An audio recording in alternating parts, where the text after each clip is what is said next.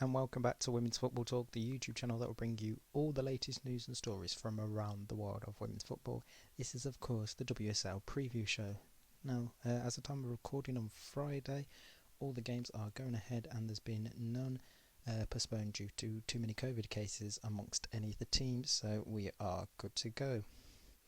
Before I start, we just want to say congratulations to Manchester United duo Casey Stoney and Leah Galton for winning Manager and Player of the Month respectively for December. That's two months in a row that Stoney has won Manager of the Month and Man United player has won the Player of the Month for their excellent November and December, which sees the Red Devils at the top of the WSL. Obviously they've got one of the big, if not the biggest fixture this weekend as they take on Chelsea, but we'll get onto that a little bit later on. So there's been a bit of managerial change news. Bristol City women head coach Tanya Oxby has taken a step back on maternity leave now for a few months while she is expecting her baby boy, and former West Ham manager Matt Beard has taken over the reins for the remainder of the season. So it'll be interesting to see how Bristol City get on under Matt Beard for the remainder of the season.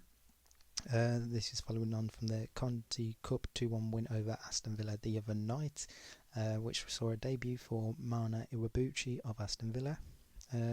Speaking of Bristol City, we wish speedy recovery to Sophie Bagley and Carla Humphrey, who tested positive before the game against Aston Villa the other day and have begun a 10-day recovery period as it adheres to the rules here in the United Kingdom. A bit of transfer news that has been confirmed now. Kopparberg's Göteborg have confirmed the signing of Lotta Ökvist from Manchester United. The Swedish international leaves Manchester United after joining in 2018-19, and she struggled to make a dent in Casey Stoney's side after making only 10 appearances.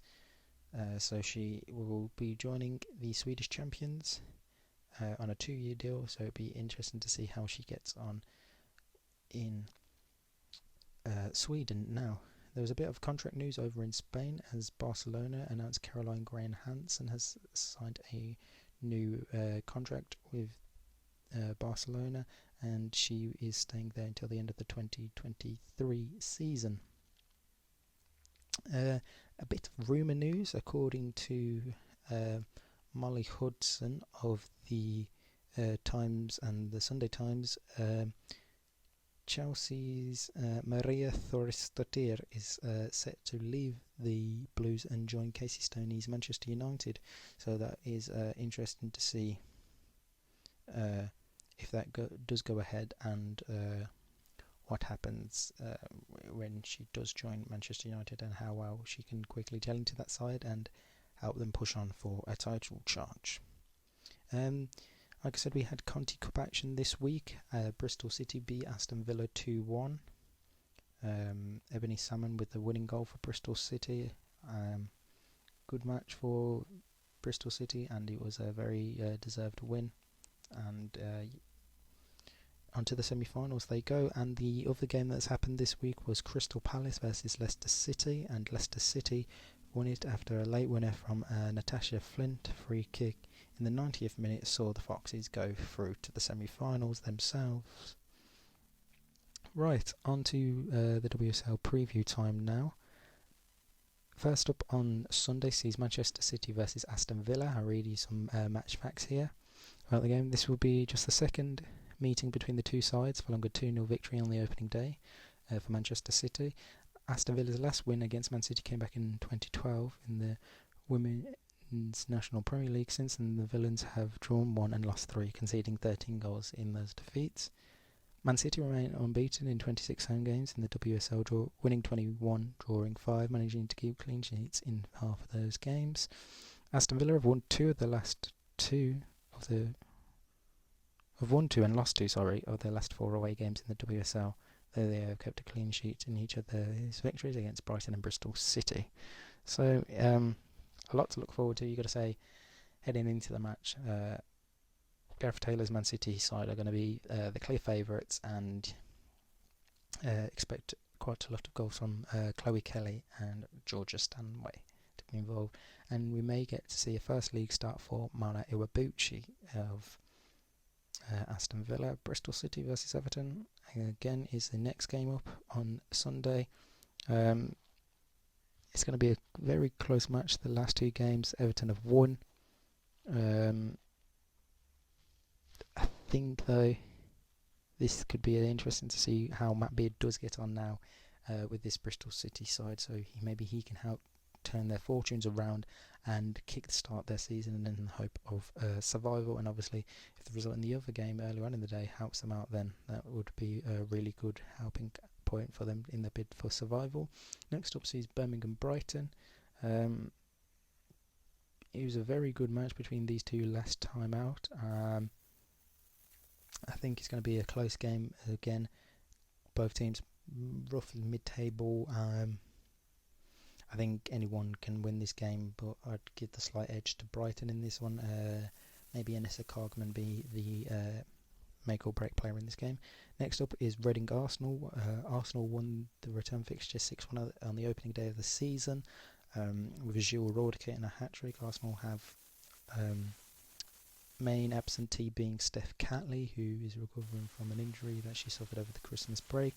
They have Leah Volti back, Victoria Schneider back, I believe. So there's a lot of good news for Arsenal on the injury front. There could also be a debut for new signing Anna Patton, who they're going to sign earlier on this month. So it'll be interesting to see what Joe Montemoro's side do in terms of performance-wise. Sorry, Schneiderback's still not back; she's still injured. So it was Leah Volti and Noelle Moritz are back. Joe Montemoro has apologised. I said at the start of the week that Arsenal hadn't spoken on the matter in Dubai, though he said they have now dealt with the matter internally, and that all those that have gone over and tested positive have since apologised to the rest of the team. So that's good news from their part of it. Next up is the big game. That's on at 2:30 on BT Sport. Is Chelsea versus Man United from Kings Meadow. Top of the table clash, first versus second. It's got a real good game vibe about it. Finished 1-1 earlier in the season. Again, I think this could have a draw or a late win in it, so any team can win this really, and it's definitely the game to watch. And then finally, West Ham played Tottenham. I'm not too sure how that one's going to go. I think again it's another close game between the two sides.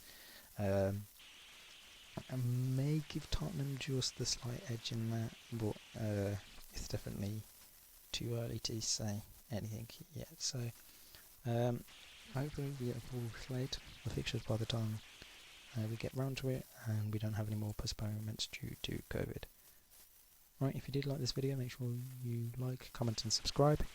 Check out our other videos over here in the channel, including our last one where we talked about Vivianne Miedema possibly going to Lyon if and when her contract runs out, and all other stuff over on the channel. Until next time, see you soon.